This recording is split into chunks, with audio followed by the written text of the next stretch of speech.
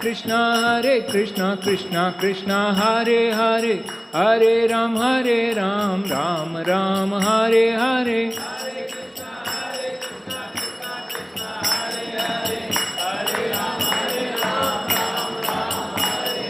Hare Krishna Krishna Krishna Hare Hare, Hare Ram Ram Ram Hare Hare.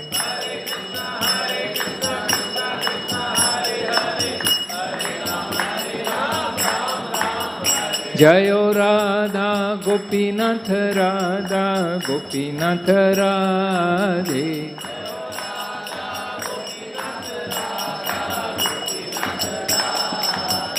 Jayo Shri Gopal Shri Gopal Shri Gopal, Jayo Shri Gopal.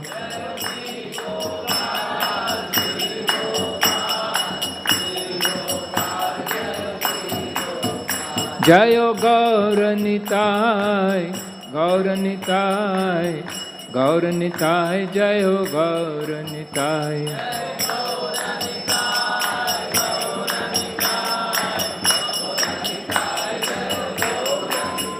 Jayo Jayo Prabhupada, Prabhupada, Prabhupada, Prabhupada.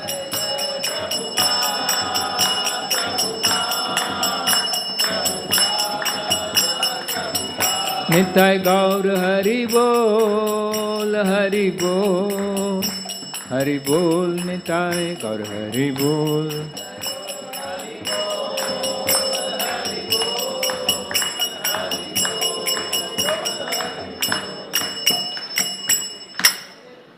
Jai Om Vishnupad Paramahansa Parivrajak Acharya Shtottara Shata Srimad His Divine Grace A.C. Bhaktivedanta Swami Srila Prabhupada Ki. ISKCON BBT Founder Acharya Srila Prabhupada Ki. Jai Om Vishnupad Paramahansa Parivrajak Acharya Shtottara Shata Srimad His Divine Grace Bhakti Siddhanta Saraswati Thakur Goswami Maharaj Prabhupada Ki. प्रेम से कहो श्री कृष्ण चैतन्य प्रभु नित्यानंदा श्री अद्वैत गदाधर श्रीवासादि गौर भक्त वृंद की. All glories to the assembled devotees. All glories to the assembled devotees. All glories, all glories, all glories to Shri Guru and Gauranga. Om Namo Bhagavate Vasudevaya.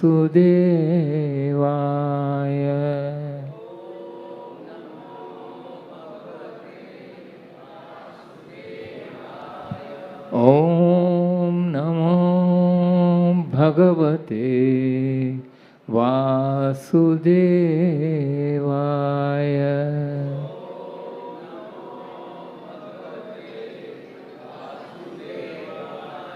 Om Namo Bhagavate Vasudevaya.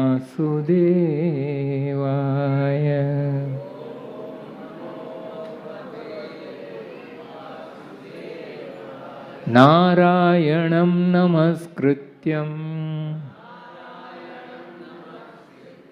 naram chaiva narottamam devim saraswatim vyasam tato jayamudhiraye. Nashtaprayeshu abhadreshu nityam bhagavata sevaya bhagavati uttama shloke bhaktir bhavati naishtiki. Krishnaya vasudevaya Devaki Nandanaya cha Nanda Gopakumaraya Govindaya Namo Namaha. Namaha Pankajanabhaya Namaha Pankajamaline नमः पंकजनेत्राय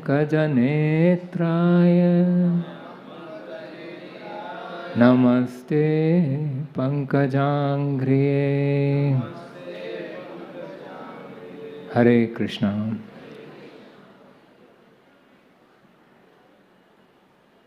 Reading from Bhagavad Gita, chapter 3, verse number 41.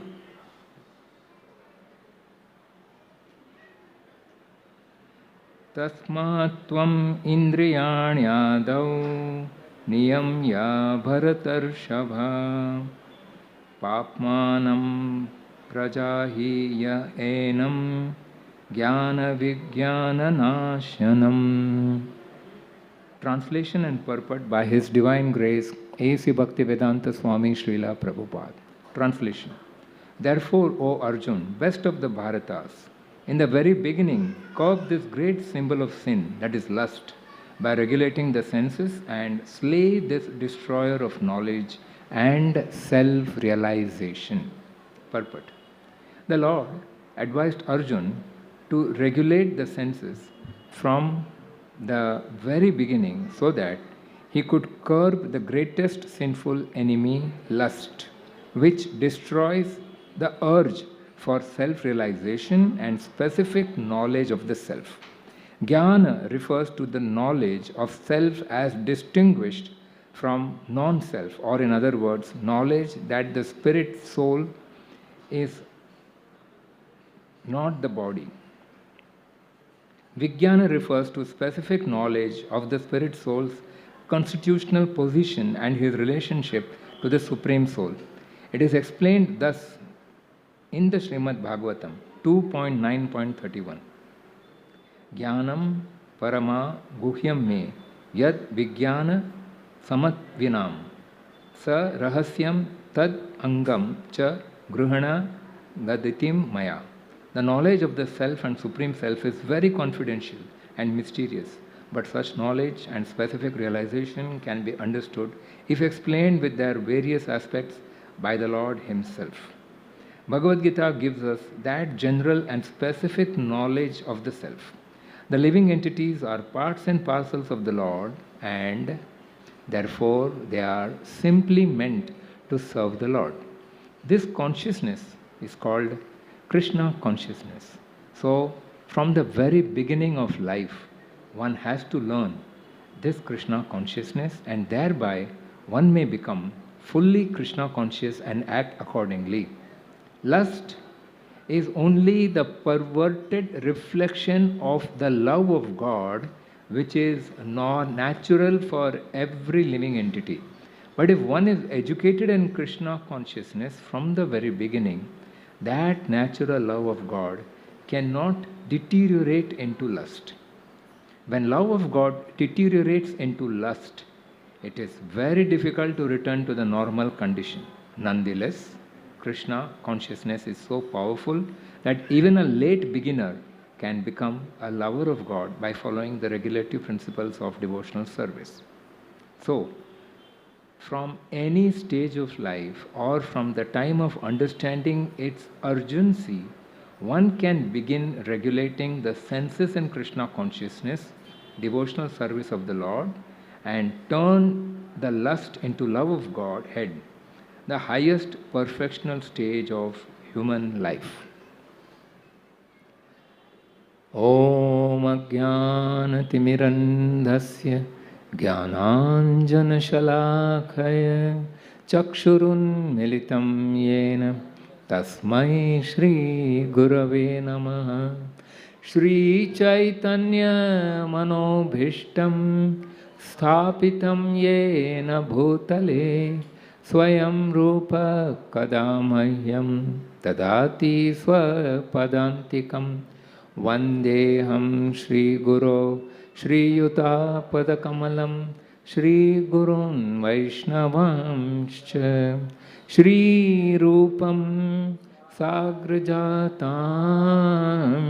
Sahagana Raghunathanvitantam Sajivam Sadvaitam Savadutam Parijana Sahitam Krishna Chaitanya Devam Shri Radha Krishna Padan Sahagana Lalitam Shri Vishakhanvitamscha He Krishna Karuna Sindho Deenabandho Jagatpate Gopesha Gopika Kanta Radha Kanta Namostute Tapta Kanchana Gaurangi Radhe Vrindavaneshwari Vrishabhanu Sute Devi Pranamami Haripriye Vancha Kalpatarubhyascha Kripa Sindubhya Evacha Patitanam Pavanebhyo Vaishnavebhyo Namo Namaha Jai Shri Krishna Chaitanya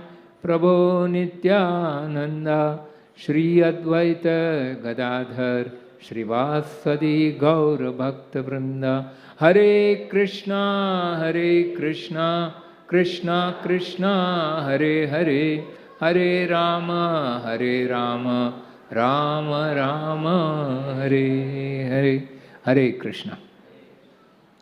Welcome everybody to Sunday evening Bhagavad Gita class at Shri Shri Radha Gopinath Mandir.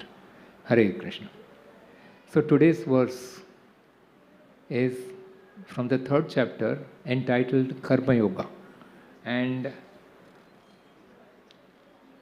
it is the 41st verse. The translation once again: Therefore, O Arjun, best of the Bharatas, in the very beginning curb this great symbol of sin, that is lust, by regulating the senses, and slay this destroyer of knowledge and self-realization. Hare Krishna. So, Prabhupada went to US at the age of 70, 70 saal, and it was the year 1965. Okay? What was happening at that time in US? It was the Vietnam War. US was getting involved in the Vietnam War, and the youth of the country were getting frustrated. They didn't want to fight a war for somebody else. They didn't want to give up their life. So there was a lot of resentment. And in that scenario, Prabhupada landed there. Of course, he went about his normal work, that is, preaching the message of the Bhagavad Gita. But this is what the general condition was at that time. Why am I telling this now? For one reason. What kind of war was Vietnam War? Does anybody remember? Was it a straightforward fight between two enemies? Amne samne? No. On one side was the army, on the other side there was nobody. Nobody means what? It was known as guerrilla war. That means somebody is there, you don't know who is the enemy is hiding. The public are walking on the road, everything seems to be normal. Suddenly, one person just takes out something from the basket and just throws it. And that happens to be a hand grenade. And it falls and it bursts. And there is devastation. So this was guerrilla war. There is no enemy in front of you to fight. Now, the verse that we are now doing is talking about lust. And the earlier verse which we did, that is verse number 40, which was done last time. What does it say? Indriyani mano buddhir sthana disthana muchyate aitar vimoheyatyesha jnanam avritya dehinam. The meaning is, the senses, the mind and the intelligence are the sitting places of this lust. Through them, lust covers the real knowledge of the living entity and bewilders him. So see, where is lust sitting within the human body? Now just try to understand. If you talk about a car, everybody knows general layout of a car. There is an engine, there is a transmission, there is a suspension, there is a propeller shaft, there is a differential, there are the rear wheels, the front wheel, there is a hydraulic brake system. We are aware of all these things. There is a battery, there is a starter, so many things are there. This is a general understanding of an automobile. But about the human body, this is the automobile in which we are moving. We are moving on the road of time. Time is the highway on which we are moving. And the vehicle in which we are moving is our human body. What do we know about our body? We cannot know about our body by external studies. We have to go to the creator who created it, and that is Krishna. So he is describing it. So there are three important, the subtle body. What is that? Mind, senses and ego. So here it is mentioned the mind, intelligence and ego. Man, buddhi, ahankar, MBA. Okay. But here it's mentioned senses, mind and intelligence. What are the senses? The human body has 5 senses. These are the windows with which we connect to the external world. Okay, but the senses are very powerful. Sense of touch, sense of smell, sense of taste and so on.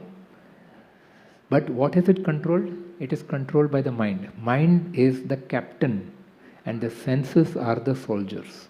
It's like that. The mind controls the senses. But what controls the mind? It's the intelligence. This is the hierarchy in which the things are arranged. And above all this is the ego. Ego is like the dawn. The dawn who is hiding. Nobody can see the dawn. We are not able to see the ego. We are able to understand intelligence, we are able to understand the mind. And we know the senses. So, this is the internal arrangement. And where is the enemy sitting? Lust is the enemy. Kama, Krodha, Lobha, Moha, Mad, Matsarya. These are, in English, it is translated as, with a beautiful acronym known as I Pagal. Mujhe pagal bana deti hai. I stands for illusion, P for pride, A for anger, G for greed, E for envy, L for lust. So this is how we are situated in this body. These are the 6 enemies, out of which the prominent enemy is, commander of all these enemies is lust. And where is that lust hiding? This is why I said guerrilla war. Guerrilla war, the enemy is hiding, not coming in the open. So, lust is hiding in your senses, in your mind, and in your intelligence. That means your senses, mind, and intelligence are corrupted. Andar ghus gaya hai dushman. That is what has happened. Now you have to deal with it. How to deal? Whose help to take? That is why Krishna has come in the form of the Bhagavad Gita. He has descended in the form of this knowledge, explaining to us, look out, dekho, be careful, caution.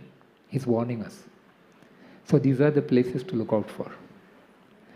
Now here it's mentioned in today's verse, the Lord advised Arjun to regulate the senses from the very beginning so that he could curb the greatest sinful enemy, lust, which destroys the urge for self-realization and specific knowledge of the self. So, what happens is when there are infiltrators, what does the army do? Combing operation. They go into the whole village, they go into the entire fields, they go everywhere, they search. They try to fish out the enemy from that. That is exactly what he is advising. Prabhupada has written this in the purport. From the very beginning, try to regulate the senses. That means don't let the senses go wild. Let it be under control. Let it be under observation. So what happens? You know what is happening. And there you can immediately make out. When there is a sudden upstart, something, this is not normal, this is abnormal. You can identify. So this is how the whole process has been very simply explained. If you try to compare it in this way, then you see. It is a warfare going on. On one side is the soul. That is, we are the soul. And who are we? Parts and parcel of Krishna. Pure soul. Mamaivamsho jivaloke jiva bhuta sanatana manashashthani indriyani prakrite sthane karshati. Karshati means there is a struggle. This is the reason there is a struggle. Because the enemy has infiltrated and therefore will not let you live in peace. That is the answer. And what is happening here? The soul, what is the soul aspiring for? What does the soul want?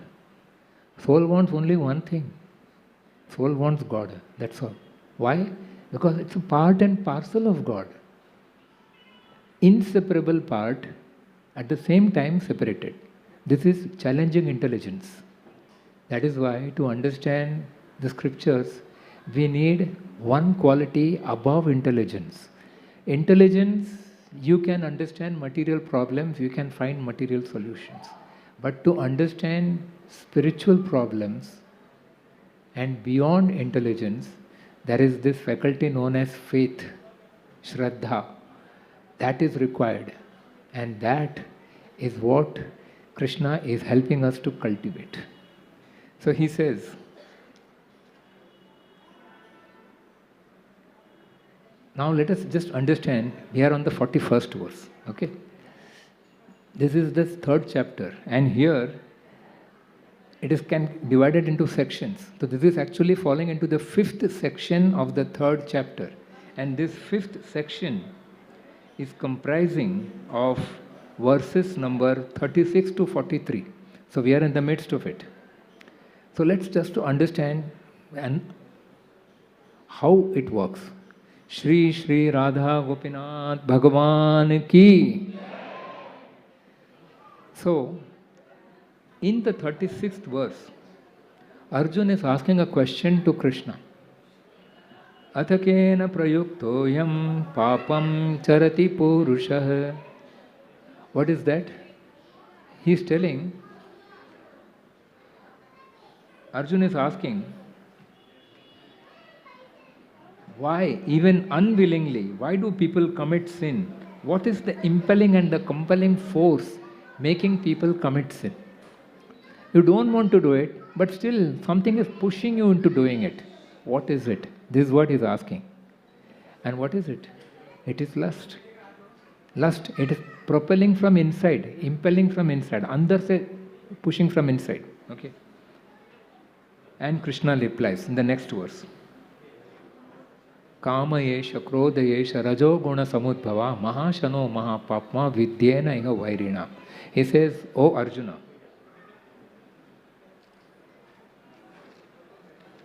he says, lust born of contact with the mode of passion turns into wrath, that is anger, the all-devouring sinful enemy.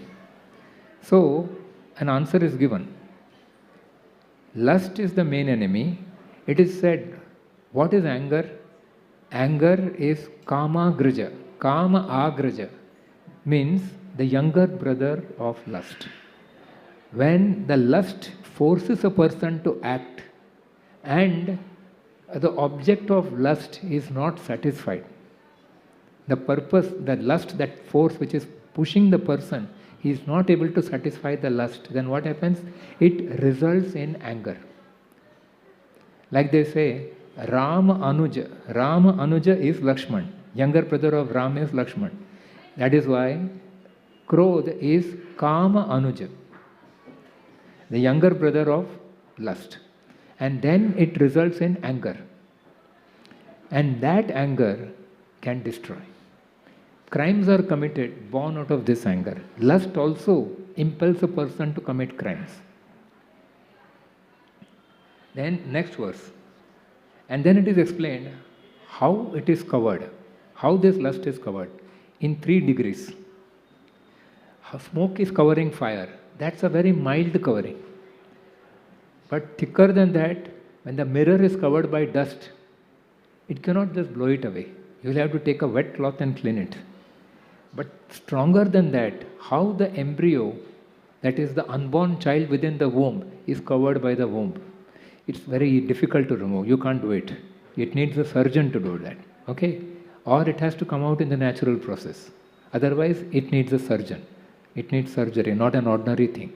So therefore, 3 kinds of covering. The mode of ignorance, very deep covering. Mode of passion, mirror and dust. And mode of goodness, smoke and fire. So these are the 3 grades of covering.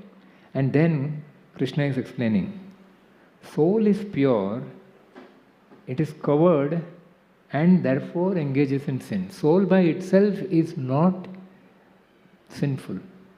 But since it is covered by these anarthas or impurities, contamination, that is why it is explained the soul is pure in nature. Just as rainwater is pure in itself. But when this rainwater drops down, percolates, falls on the ground, immediately it mixes with the mud. Then can you drink that water? You have to purify it. In the same way, the soul, when it is covered with the body, body is made of matter. And that is the contamination for the soul. It drives it to the wrong direction. And therefore, regulation is required. Checking is required. Practice is required. Therefore, it is explained. Now the next verse, strategically hides in senses, mind, intelligence. That's what we just read now. It is hiding in these places. And now in the present verse, what is mentioned? Regulate the senses from early life. Lust hijacks the senses. The senses left to themselves may not be destructive, but when it is hijacked by lust, what happens? It goes in the wrong path. It's into the wrong hands. When a plane is flying normally, there is no problem. But if there is a terrorist in the plane and is hijacking the plane, it is not going to reach the destination. It is going to go to some wrong place and the passengers are going to be put in trouble. Exactly, the soul is the passenger. That is the problem here. So therefore, see, in the Vedic culture, how this principle is implemented. In the Vedic culture, there is a segregation of the sexes. Boys and girls are not allowed to mix freely. But it is not so in the Western culture. In the Western culture, everything is free. Free sex and free mixing. What is the result of that? There is degradation. Because the senses run wild. There is no control. And then things go wrong. Therefore, in the Vedic culture, from the very childhood, there is a segregation of the sexes. They are brought up. And there are etiquettes on how to deal with the opposite sex. That is also there. There is a certain etiquette, a certain way in which you deal with the opposite sex. And therefore, it is like a fencing that does not allow the senses to venture into the forest and be eaten by the lion. That is the answer. So it is a protective layer, it's a protective fencing that is provided. So that is what Krishna is emphasizing here, that from the early life you have to start regulating the senses. Lust destroys knowledge. That is the problem. We may say, what is wrong? It is a natural phenomenon. Lusty feelings will come. Yes, it will come. It is said there are temptations in life. Everybody gets tempted. But how do you deal with the temptation? That shows your wisdom. Are you going to fall for the temptation? Then you have to face the consequences. But if you are able to deal with it, that is what Prabhupada mentioned. Temptations will be there in life. But how you deal with the temptations, that shows your quality, what kind of a person you are. So, lust destroys knowledge of self.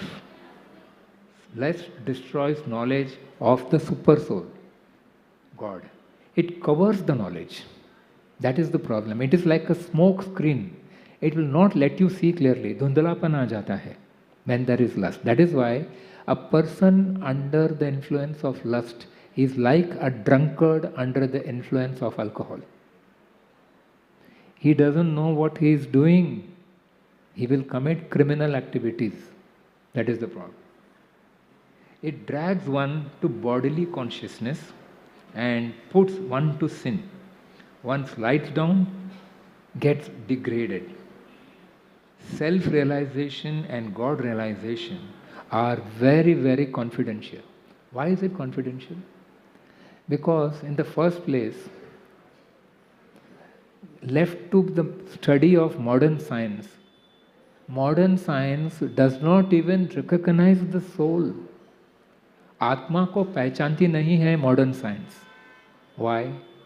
Because You cannot see it, neither under the microscope, nor in the MRI, nor in your, what do you call it? Okay, they do that scanning, na? So in all those things also, you are not able to perceive it. Why are you not able to see the soul? Can you guess why is it so?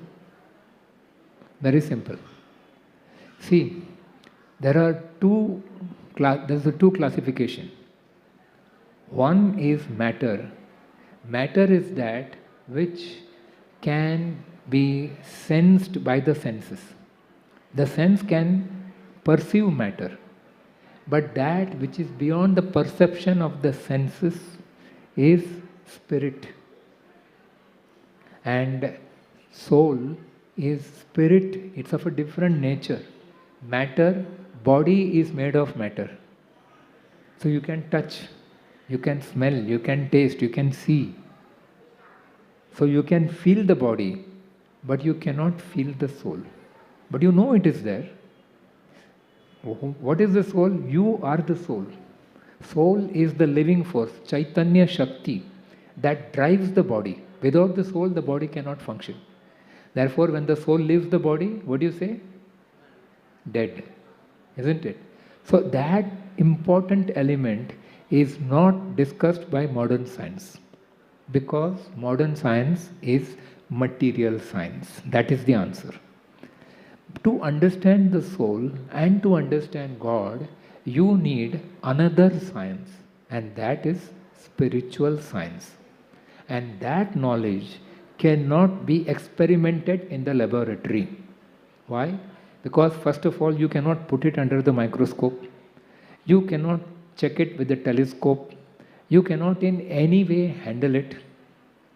So the only way to know about it is from the one who has created the whole creation, and that is God. So the only way to understand spirituality, spiritual science, is to read the scriptures. Bhagavad Gita, Bhagavatam, Ved, Puran, these are the scriptures in which this knowledge is given. That is why it is mentioned. What is mentioned? It is a very confidential knowledge. And how to know this? There are some people, after reading and talking about the soul, they say, I don't believe in the soul. You can say, I don't believe in gravity. So jump from the 21st floor. You don't believe in gravity. What will happen? You will fly up. ऊपर उड़ेंगे? क्या हो जाएगा? You will fall down. Whether you believe or you don't believe, gravity is going to act. Similarly, about the soul, if with your intelligence you cannot understand, please don't disqualify it. Please don't think this is superstition or this is blind faith. It is neither blind faith nor superstition. It is spiritual science. And that science is what the Bhagavad Gita is discussing. Second chapter of Bhagavad Gita, verse numbers 11 to 30, it can give you a complete lowdown on the soul. And this you have to accept in good faith. One thing is there. Everybody knows that there is a soul, that we can sense it somehow, and on the basis of that, you can relate to these topics, and then you are able to understand. So, here the solution is given how to tackle the hidden enemy. The hidden enemy is lust. Sitting where? In your senses, in your mind, in your intelligence. How to tackle it? Control the senses. If there are infiltrators in the city of Mumbai, what will you do? What will the police do? What will the public do? They will check every residence to bring out the infiltrators so that they can't cause damage, right? They will go to every house, check, tell them, show me your Aadhaar card, like that. So in the same way, they say, regulate the senses. Keep the senses in check. So train the senses in an early life. What does the soul want? What is the aspiration of the soul? What does the body want, you tell me? What is the need of the body? What is the requirement of the body? Food. Food, water, है ना? So what do we say? Roti, kapda, makan. Food, shelter and clothing. These are the need of the body. What is the need of the soul? The soul needs only one thing. Love. Love and to be loved. That is the need of the soul. So if you completely satisfy the body, supposing you go to some place, they give you nice place to sit, they give you water, they give you food to eat, they give you a place to rest. Will you be fully happy? Yes, the body will be at rest. But will there be something else in you, searching and looking for something? Yes. You are expecting a loving relationship. Otherwise, even in a hotel, you can go and stay. Is a hotel and home the same? What is the difference? You have a bed, you have food, you have amenities, you have facilities. Everything is there in the hotel, which is there in the home. What is the difference? Love. In the home, there are loving relationships. And that is what satisfies the soul. The same love you are searching even in your office, where you are working. If the atmosphere is congenial and the relationships are harmonious, then you are happy working there. Otherwise, what do you say? Job satisfaction nahi hai. There is no job satisfaction. I want to change my job. Why? There is no loving relationship in the work atmosphere. And that love, the source of that love is God. So what is the soul aspiring for? God.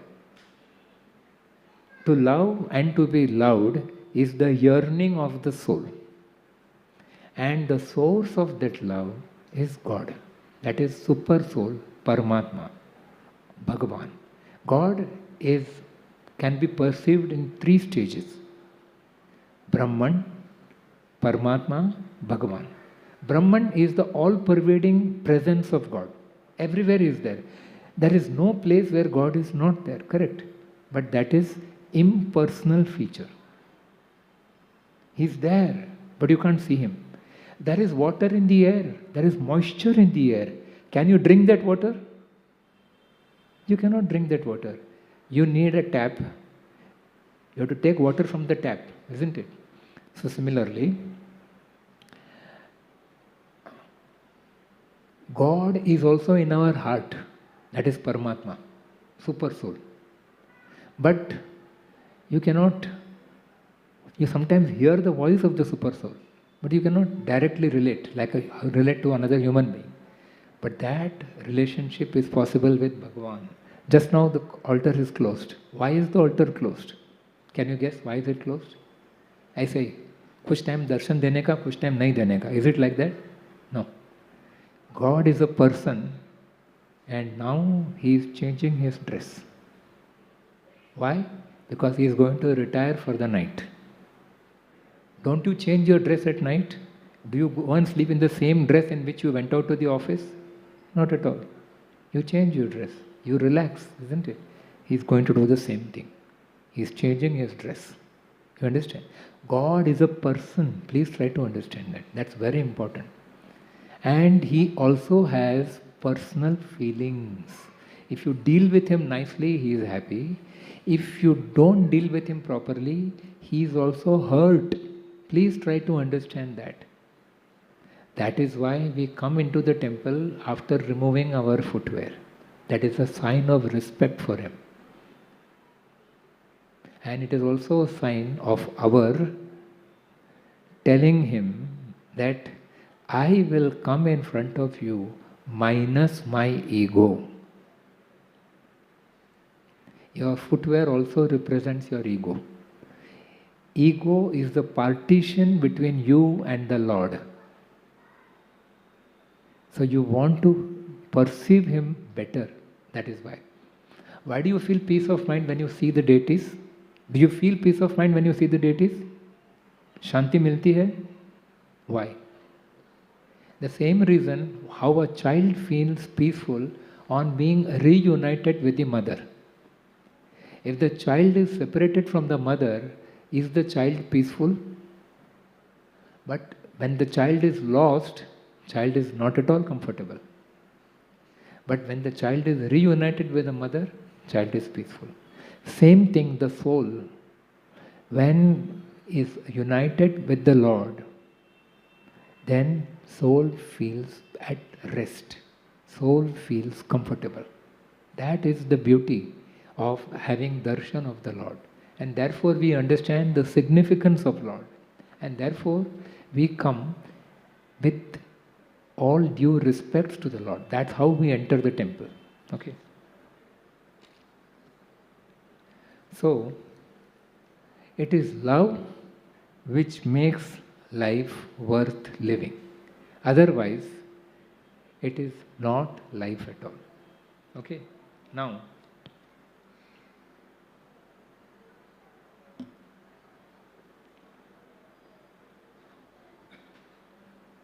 there are two platforms on which we are existing.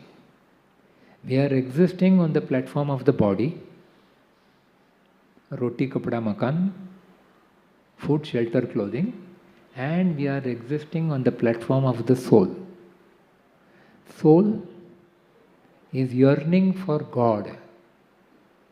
Therefore, after spending the whole day at office, at work, with relatives, with friends, somewhere there is a craving to go to the temple. Otherwise, why should people be visiting a place of worship? For this reason. Because that satisfies the soul. So this is the second platform on which we are existing. Now what is the nature of the soul? The body? The body is endowed with the five senses. Okay? And what are the senses seeking? They want gratification. They want satisfaction. So if the tongue gets something tasty to eat, tongue is happy. So each sense has its own sense object. And when it is in touch with the sense object, it is happy. And when the senses come in contact with the sense object, there is some enjoyment. That is known as sense gratification. Enjoying the senses. But what kind of enjoyment is it? Very short-lived. Very short-lived. If you put a rasgulla in your tongue, so long as you are chewing it, it is tasty. The minute you swallow it, taste is over. You don't get the taste. But is it easy to get a rasgulla? You have to work so hard to make it. And it is very easy to swallow it. But once it goes in, the taste is over. Isn't it? So the tasting part, the enjoying part is so small. Alpa sukh. It's very small. But the preparation for it takes a long time. And after that also, you have a long gap. Isn't it? So this is the nature of material enjoyment. Short-lived and not satisfying. Now contrast it with the spirit. What does the spirit say? It is part of Krishna. Who told you? Just you are telling something, अपने मन से कुछ भी बोल देते हो? No. It is given in the 15th chapter of the Bhagavad Gita. Krishna himself is telling. Otherwise, we have no authority to say any such thing. We can only quote the Gita. Mamaivamsho jivaloke jiva bhuta sanatana. Sanatana means eternally a part of Krishna. Eternal. That is why if you go to the cemetery, what will you see? Atma amar hai. Soul is eternal. That is the nature of the soul. It doesn't die. What dies is the body. And then the soul is simply hankering to love Krishna.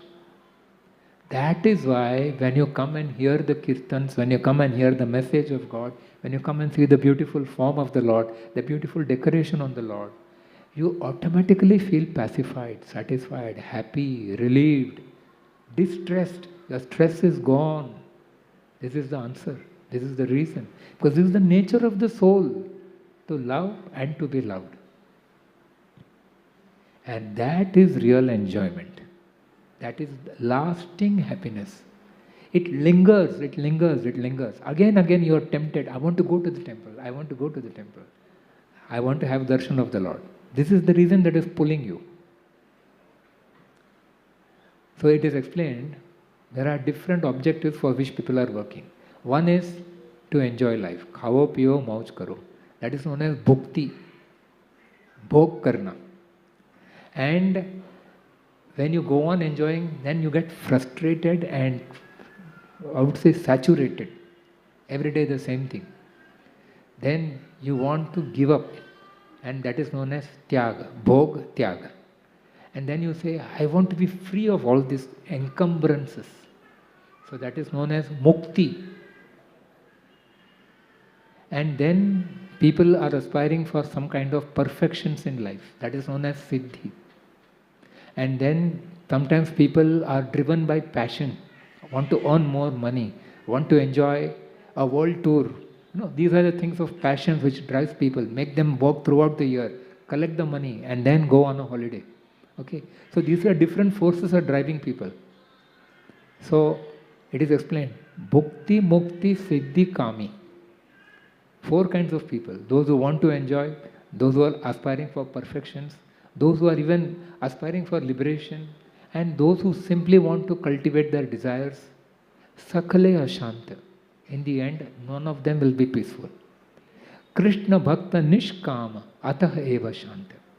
But one who is actually a devotee of Krishna, who is serving Krishna with his senses, this is the crux of the whole lecture today.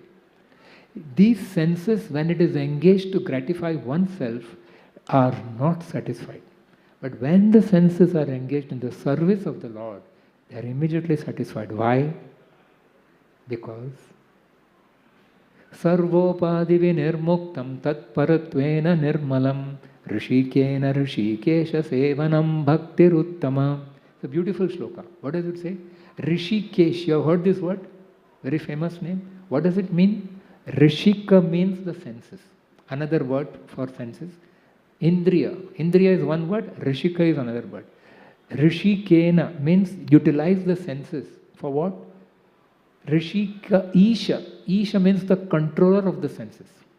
Isha means Ishwar. So Rishikesh means one who is the controller of the senses. Rishikena Rishikesha Sevanam Bhakti Ruttama. If you serve the controller of the senses, that is Krishna, with the help of your senses, by using your senses, then that is known as bhakti. Bhakti is not abandoning your work and going and sitting in the forest and chanting Hare Krishna. That is not bhakti. Bhakti means to serve Krishna, who is the controller of the senses, in love, with love. Not out of fear, out of love. Sarvo upadi vinir muktam tat paratvena nirmalam. Otherwise, in this world, you are entangled in so many designations. But these designations will not satisfy. Tat paratvena nirmalam. Become purified from all these things. Nirmal ho jao. So how to get purified? Engage the senses in the service of the owner of the senses.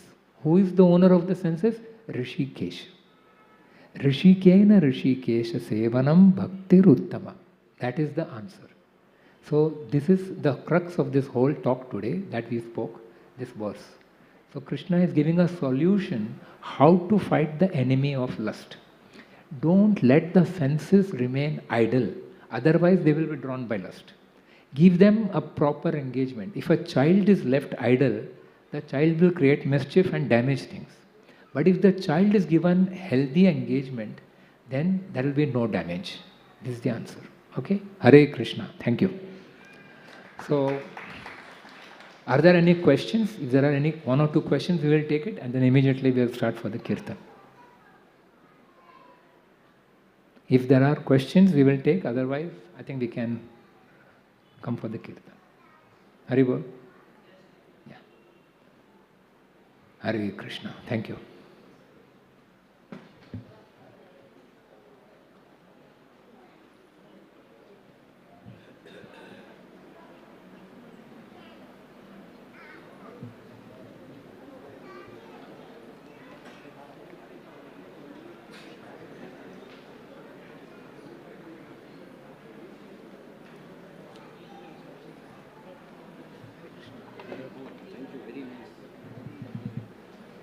Start करो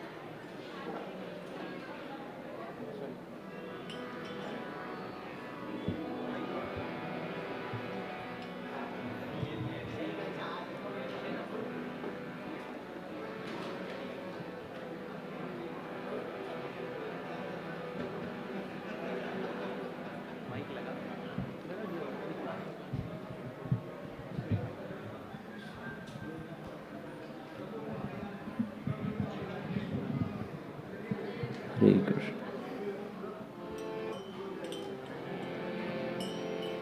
Nama Om Vishnu Padaya Krishna Prasthaya Bhutale Srimate Bhakti Vedanta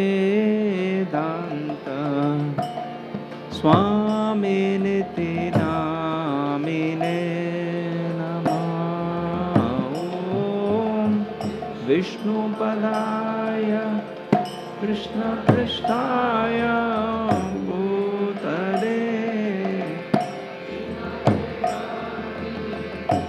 Vedanta Swamiti Namaste Saraswate Devi Gauravani Pracharine Nirvisesha Shunyavadi Paschatya Deshatarine Namaste Gauravani Pracharine Nirvisesha Shunyavadi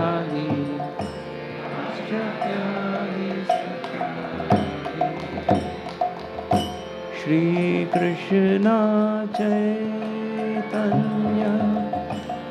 Prabhu Nityananda Shri Advaita Gadadhar Srivasadi Gaura Bhakta Vrinda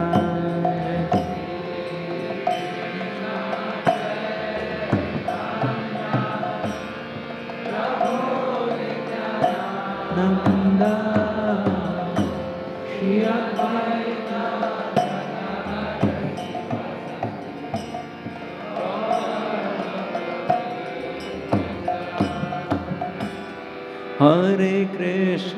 Hare Krishna Krishna Krishna Hare Hare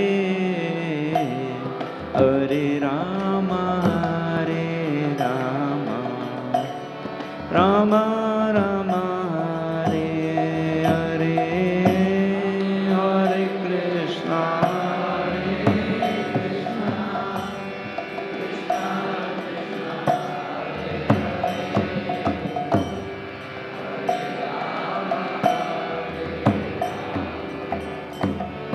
Rama Rama Hare Krishna Krishna Krishna Hare Hare Hare Rama Rama Rama Hare Hare Hare Krishna Krishna Krishna Hare Hare Hare Rama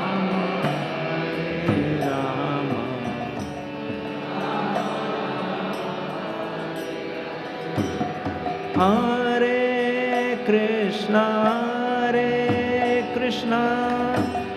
Krishna Krishna, Hare Hare, Hare Rama, Rama Rama, Hare Hare.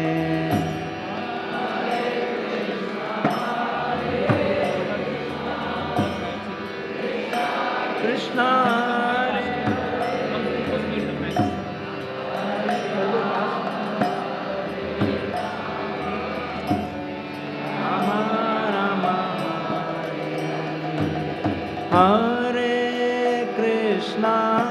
Hare Krishna, Krishna Krishna, Hare Hare, Hare Rama, Rama Rama, Hare Hare. Krishna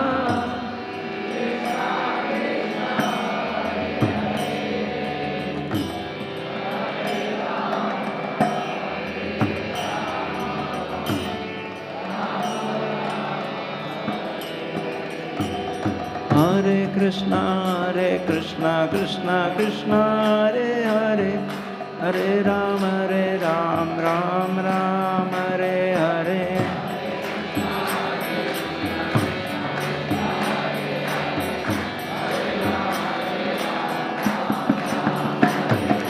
Hare Krishna, Krishna Krishna, Hare Hare, Hare Ram, Ram Ram, Hare Hare.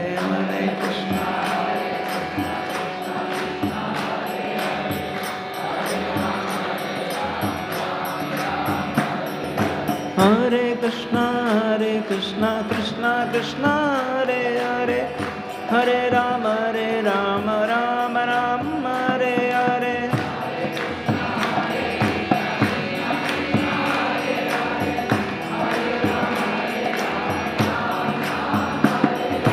Hare Krishna, Krishna Krishna, Hare Hare, Hare Ram, Ram Ram, Hare Hare.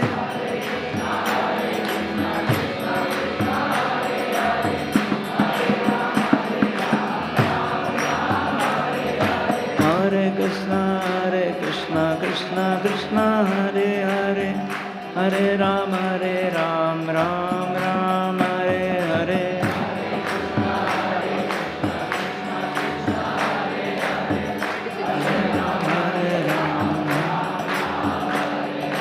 Hare Krishna, Krishna Krishna, Hare Hare, Hare Ram, Ram Ram, Hare Hare.